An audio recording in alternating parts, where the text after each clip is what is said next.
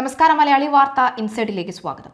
Big T V എന്ന ആ വാർത്താ ചാനൽ വരാൻ പോകുന്നതിന് മുൻപ് തന്നെ വലിയ വാർത്തകൾ, നല്ല വാർത്തകളും കുറേയധികം മോശം വാർത്തകൾ കേൾക്കുന്നുണ്ട്. ഏറ്റവും ഒടുവിൽ ഇതാ ചാനലിന്റെ റേറ്റിംഗ് കൂട്ടാനും ചാനലിൽ ആളെ ഇടിച്ചു കയറ്റുന്നതിന് മുൻപായി നടത്തിയിരിക്കുന്ന ഒരു ഉഡായിപ്പ് ജനം കയ്യോടെ തൂക്കിയിരിക്കുകയാണ്. ജനങ്ങളാണ് കണ്ടുപിടിച്ചതെന്ന് വേണമെങ്കിൽ പറയാം. മറ്റൊന്നുമല്ല, ബിഗ് ടി വിയുടെ യൂട്യൂബ് ചാനൽ ഇപ്പോൾ തന്നെ പരിശോധിച്ചാൽ മനസ്സിലാവും ഏകദേശം 1.1 മില്യൺ കടന്നിരിക്കുകയാണ് അവരുടെ സബ്സ്ക്രൈബേഴ്സ്. സാധാരണഗതിയിൽ ഒരു ചാനൽ തുടങ്ങി ഒരു ദിവസമെങ്കിലും കഴിഞ്ഞിട്ടല്ലേ ഇത്രയും ഒരു ആവേശത്തോടു കൂടി ജനം ഇരമ്പി കയറുകയുള്ളൂ, അല്ലെങ്കിൽ ഇരച്ചു കയറുകയുള്ളൂ എന്ന് നമുക്ക് വേണമെങ്കിൽ പറയാം. പക്ഷേ അപ്പോഴേ പലർക്കും സംശയം തോന്നി. മാത്രമല്ല, ഇപ്പോൾ ഇത്തരത്തിൽ സബ്സ്ക്രൈബേഴ്സിനെ കൂട്ടുന്നതും അതുപോലെ തന്നെ ലൈക്കും ഷെയർസും അതുപോലെ തന്നെ വ്യൂസും ഒക്കെ തന്നെ ഉണ്ടാക്കുന്നതിന് പലതരത്തിലുള്ള കമ്പനി പോലും ഉണ്ട് എന്ന് നമുക്കറിയാമല്ലോ. അപ്പോൾ അങ്ങനെ ഇവർ പൈസ കൊടുത്ത് വാങ്ങിയ ഒരു ചാനലാണ് അതെന്ന് പറയുന്നു. അതിൽ തെറ്റില്ല. ഒരു പക്ഷേ ആവേശത്തോടു കൂടി ഒരു കാര്യം തുടങ്ങുമ്പോൾ പൈസ കൊടുത്തൊരു ചാനൽ വാങ്ങുന്നു എന്നൊരു വലിയൊരു തെറ്റായ കാര്യമാണ് എന്ന് തോന്നില്ല. പക്ഷേ ഇവിടെ മറ്റൊരു സംഗതി ഇവർക്ക് പാളിപ്പോയത്, അതായത് നമ്മുടെ അല്ലാതെ വെബ്സൈറ്റ്, അതായത് വാർത്തകൾ പബ്ലിഷ് ചെയ്യാൻ ഉപയോഗിക്കുന്ന വെബ്സൈറ്റ്, അത് വാങ്ങിച്ചത് ഒരു ഉഡായിപ്പ്, ചില മസാല പടങ്ങളൊക്കെയുള്ള, കുൽസിത പടങ്ങളൊക്കെയുള്ള ഒരു വെബ്സൈറ്റാണ് ഇവർ വാങ്ങിയത്. വാങ്ങുന്നത് കൊണ്ടും തെറ്റില്ല. പക്ഷേ ആ വെബ്സൈറ്റിൽ ഇപ്പോഴും ആ ഹോട്ട് ചിത്രങ്ങൾ കിടപ്പുണ്ട്. ഡിലീറ്റ് ആക്കാൻ പാവം മറന്നുപോയി എന്ന് തോന്നുന്നു. എന്തായാലും അനിൽ നമ്പ്യാർ ഇതുമായി ബന്ധപ്പെട്ട രൂക്ഷമായ ഭാഷയിലുള്ള വിമർശനങ്ങൾ ഒക്കെ തന്നെ എഴുതിയിട്ടുണ്ട്. രൂക്ഷമായ ഭാഷ എന്ന് പറയുമ്പോൾ അദ്ദേഹം പരിഹാസ രൂപേണ അദ്ദേഹം ഒരു പോസ്റ്റ് ഇട്ടിട്ടുണ്ട്. അദ്ദേഹം മാത്രമല്ല, അനവധി ആളുകൾ ഇതുമായി ബന്ധപ്പെട്ട് ചില വാർത്തകൾ ഇടുന്നുണ്ട്. നമുക്ക് നോക്കാം. ചാനൽ ഓൺ എയർ ആകുന്നതിന് മുൻപ് 1.4 മില്യൺ ഫോളോവേഴ്സ്. ശിവ ഇതെന്താ മായാജാലമാണെന്ന് പരിശോധിച്ചപ്പോഴല്ലേ സംഗതി പിടികിട്ടിയത്. കഥാർസിസ് എന്ന ഹോട്ട് ഫോട്ടോസും വീഡിയോസും ഉള്ള പേജാണ് ബിഗ് ടി വി പണം കൊടുത്ത് വാങ്ങിയത്. ചരിത്രം സൃഷ്ടിക്കാനുള്ള നെട്ടോട്ടത്തിൽ പഴയ ചൂടൻ വീഡിയോസും ഫോട്ടോസും ഡിലീറ്റ് ചെയ്യാനും മറന്നുപോയി. വനിതാ ബാഹുല്യമുള്ള ചാനലിലെ ജീവനക്കാരികളെ അധിക്ഷേപിക്കുന്ന പരിപാടി ആയിപ്പോയതെന്ന് പറയാതെ വയ്യ. നമ്മുടെ പാർവും പത്മയും പർണയും ഒക്കെ ആത്മരോക്ഷത്തിൽ തിളയ്ക്കുമോ ആവോ. ഇനി തിളച്ചിട്ടും വലിയ കാര്യമൊന്നുമില്ല എന്നറിയാം. അയിരൂർ വേണു ഇഫക്റ്റ്, ഇതല്ല ഇമ്മിണി വലിയതും സംഭവിക്കും എന്നാണ് അദ്ദേഹം പറയുന്നത്. അയിരൂർ വേണു ഇഫക്റ്റാണ് അത്ര ഇത് എന്നാണ് പറയുന്നത്. എന്തായാലും ഇതല്ല, ഇതിനെക്കാട്ടി വലിയതും സംഭവിക്കാനുള്ള സാധ്യത വളരെ കൂടുതലാണെന്നാണ് പറയുന്നത്. എന്തായാലും ഇനി കുരുപൊട്ടി ഏച്ചിമാർക്ക് കുരുപൊട്ടിയിട്ടൊന്നും വലിയ കാര്യമില്ല. കാരണം ലക്ഷങ്ങളാണല്ലോ ഓരോ മാസവും ബാങ്ക് അക്കൗണ്ടിലേക്ക് വരുന്നത്. എന്തായാലും ആദ്യം തന്നെ അത്രയൊരു അമ്പിളി പറ്റിയ കാര്യമാണ് ഇവിടെ എടുത്തു പറയുന്നത്. ജനങ്ങൾ തന്നെ കണ്ടുപിടിച്ചിരിക്കുന്നു. ബിഗ് ടി വി 24/7 ഏറെ പ്രിയപ്പെട്ട ധാരാളം സുഹൃത്തുക്കൾ ചേക്കേറിയ പുതിയ വാർത്താ ഇടമാണല്ലോ. പ്രാന്തന്മാരായ എന്നെ പോലെയുള്ളവർ ചാനലിന്റെ മികവുറ്റ വാർത്ത പൊളിച്ചെടുക്കൽ കാണാൻ കാത്തിരിക്കുകയും ചെയ്യുന്നു. ഇനി മലയാള വാർത്താ ചാനലുകളുടെ ചരിത്രം രണ്ടായി വിഭജിക്കപ്പെടുമെന്ന് പറയുന്നവരെ ചുറ്റുപാടും കാണാനും കഴിയും. അതായത് ഈ പാർവതിയാണ്, അതായത് സുജയ പാർവതിയാണ് ഇക്കാര്യം പറഞ്ഞത്. മലയാള മാധ്യമ ചരിത്രം ബിഗ് ടി വിക്ക് ശേഷവും ബിഗ് ടി വിക്ക് മുൻപും എന്ന ടാഗ് ലൈനിലോട് കൂടി അറിയപ്പെടുമെന്നാണ് പറയുന്നത്. എന്തായാലും ചാനലിന്റെ ഒഫീഷ്യൽ FB പേജ് നോക്കിയാൽ ആരും ഒന്ന് ഞെട്ടിപ്പോകും. അത്രയധികം ഫോട്ടോസും ഫോളോവേഴ്സുമാണ് ഉള്ളത്. ചുമ്മാതൊന്നും ഉദ്ഘാടന പടങ്ങൾ നോക്കാൻ ശ്രമിച്ചതാണ്. ഞാനും ശരിക്കും അന്തം വിട്ടുപോയി. ഈ കാതർസിസ് എന്ന പേജ് ചാനൽ വിലയ്ക്ക് വാങ്ങിയതാണെന്ന് പ്രത്യക്ഷത്തിൽ തന്നെ മനസ്സിലാകും. ഒറിജിനൽ പേജുകാരൻ പോസ്റ്റ് ചെയ്തിരുന്ന ചൂടൻ ഫോട്ടോകളെങ്കിലും ഡിലീറ്റ് ചെയ്ത ശേഷം ചാനലിന്റെ കണ്ടന്റുകൾ അപ്ലോഡ് ചെയ്യാൻ ഒന്നും ശ്രദ്ധിക്കാമായിരുന്നു എന്നാണ് അദ്ദേഹം പറയുന്നത്. ഇത്രയും അധികം ഫോളോവേഴ്സ് ഉള്ള പേജൊക്കെ വാങ്ങുമ്പോൾ മുതലാളിമാർ ആ പേജിന്റെ അസ്ഥിവാരം തോണ്ടി നോക്കാത്തത് കടന്ന കൈയായി പോയി. കേരളത്തിൽ ഒന്നിൽ നിന്ന് തുടങ്ങി ലൈക്കും ഫോളോവേഴ്സും കൂട്ടിയ ന്യൂസ് ചാനലുകളെ പിന്നിലാക്കാനുള്ള വെപ്രാളത്തിൽ ഇക്കാര്യം വിട്ടുപോയതാകാം. ബിഗ് ടി വി ചരിത്രം സൃഷ്ടിച്ച് തുടങ്ങിയിട്ടുണ്ട് മക്കളെ. തിരുത്താനുള്ളത് ഭയരഹിത മന്യെ തിരുത്തുമല്ലോ. കാതർസിസ് എന്ന പേജാണ് വിലയ്ക്ക് വാങ്ങിയതെന്ന് ഉറപ്പിക്കുന്നു. അത്യാവശ്യം പഴയ പേജിലെ ഐറ്റം ഹോട്ട് ഫോട്ടോസ് എങ്കിലും നീക്കിയ ശേഷം ചാനലിന്റെ യഥാർത്ഥ വീഡിയോകളും ഫോട്ടോകളും ഷെയർ ആക്കിയിരുന്നതിൽ എങ്കിൽ ആശിച്ചു പോയി എന്ന് പറഞ്ഞുകൊണ്ടാണ് അദ്ദേഹം ആ പോസ്റ്റ് ഇട്ടിരിക്കുന്നത്.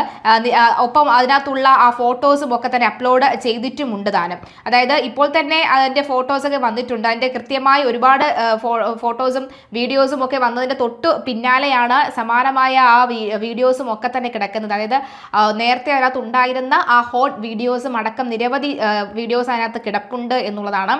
എന്തായാലും പണി പാളി എന്ന് വേണം പറയാൻ. ഒന്ന് ഉദ്ഘാടന ഫോട്ടോ കാണുന്നത് കയറിയപ്പോൾ കിട്ടിയത് ന്യൂസ് ചാനലല്ല, മുൻ ജീവിതത്തിന്റെ സ്മരണകളായിരുന്നു. പഴയ പേജിന്റെ ആത്മാവ് ഇനിയും പുറത്തേക്ക് പോയിട്ടില്ലെന്ന് തോന്നി.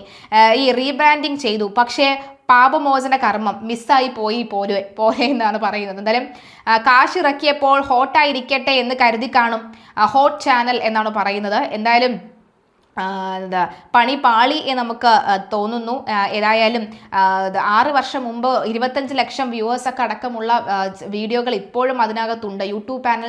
യൂട്യൂബ് പേജിൻ്റെ അവസ്ഥയും അതുതന്നെയാണെന്ന കാര്യത്തിൽ യാതൊരു സംശയവുമില്ല. എന്തായാലും പെട്ടിരിക്കുന്നു എന്ന് വേണം പറയാൻ.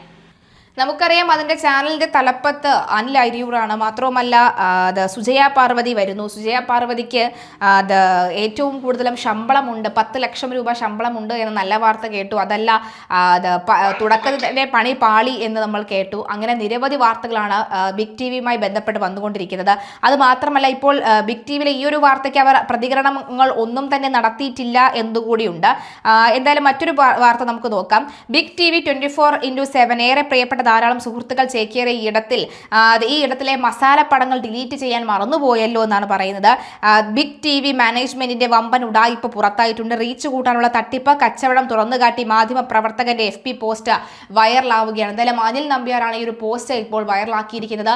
ഈ ഒരു അവസ്ഥയാണ് നിലവിലുള്ളത്. അതായത് ജനങ്ങളൊന്ന് ഓർക്കുക, ജനങ്ങളെ പറഞ്ഞു പറ്റിച്ചിട്ട് അവരുടെ വ്യൂസും അവരുടെ ലൈക്സും അവരുടെ ഷെയർസും ഒക്കെ വാങ്ങിക്കൊണ്ട് ഈ അനിൽ അയ്യൂർ അദ്ദേഹം പറയുന്നുണ്ട്, നിങ്ങൾ എന്തിൻ്റെ മാനദണ്ഡത്തിൽ ഞങ്ങൾ ആകാൻ വേണ്ടിയിട്ട് ഞങ്ങൾ ഈ നെട്ടോട്ടം ഓടുന്നതെന്ന് പറഞ്ഞാൽ ബാക്ക് റേറ്റിംഗ് ആണെങ്കിൽ ഞങ്ങൾ അതിന് പുറകിലല്ല, ഞങ്ങൾ റേറ്റിങ്ങിന് പുറകിലല്ല, ഞങ്ങൾ മറ്റൊരു വഴിയെ സഞ്ചരിക്കുകയാണ് എന്നുള്ളതാണ് പറയുന്നത്.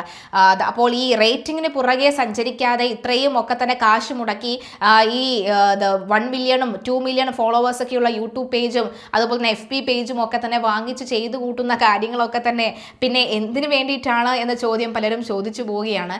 എന്തായാലും നമുക്ക് ചാനൽ തുടങ്ങുന്നതിന് മുന്നേ തന്നെ ചാനലിൽ പ്രവർത്തകരായിട്ടുള്ള എല്ലാവരും കൂടി ഒരു യാത്രയൊക്കെ പോകുന്ന കാഴ്ചയും കാണുന്നുണ്ട്. ഹൈദരാബാദിലാണ് ഈ ഒരു വാർത്താ ചാനലിൻ്റെ ഒരു ഉറവിടം എന്ന് പറയുന്നത്. കൊച്ചിയിലും തിരുവനന്തപുരത്തും ഒക്കെ തുടങ്ങിയിട്ടുണ്ട്. ഈ ഒരു ഘട്ടത്തിൽ ഏറ്റവും കൂടുതൽ നമുക്ക് മനസ്സിലാക്കാൻ സാധിക്കുന്നത് 3 മാസത്തേക്ക് ആരും ലീവ് എടുക്കരുത് എന്നുള്ള മാനദണ്ഡമൊക്കെ പറഞ്ഞിട്ടുണ്ട് അത്രേ.